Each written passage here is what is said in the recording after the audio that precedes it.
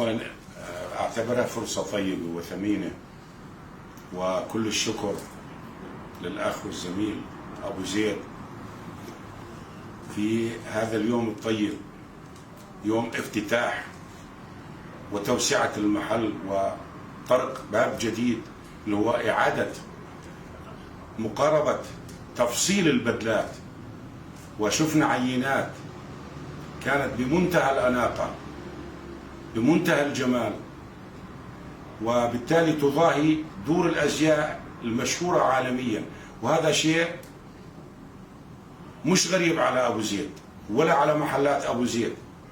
ويكفي هذه المحلات أن مالكها يتمتع بكاريزما تجعل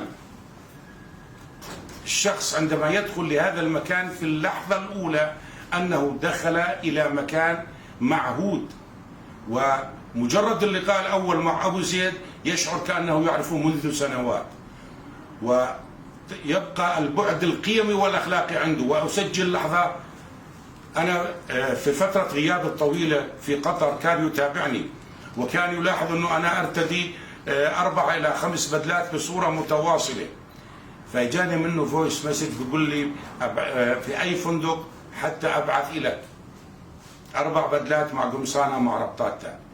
ليس المهم أن يبعث البدلات، لكن المهم تخيل أنه صاحب المحل عنده آلاف العملاء والزبون، يعرف مزاج ومع ميول كل شخص.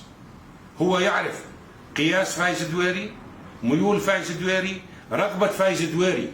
هذه في البعد الفلسفي له دلاله انه هذا انسان محترف ابن مهنه. ليس كل انسان يهدف الى الربح، لكن ليس هناك جشع، لكن هناك تقديم خدمه متميزه. فأسأل الله أن تكون الخطوة الجديدة خطوة خير وبركة، وأن يفتح الله عليه أبواب الرزق، وأن يكون مردودات هذا الرزق في الدارين الدنيا والآخرة. ولا أملك إلا أن أقول له كل التوفيق والنجاح والتقدم لك ولأهلك ولكل من يعمل معك ولكل من يعرفك. شكرا يا أبو زيد.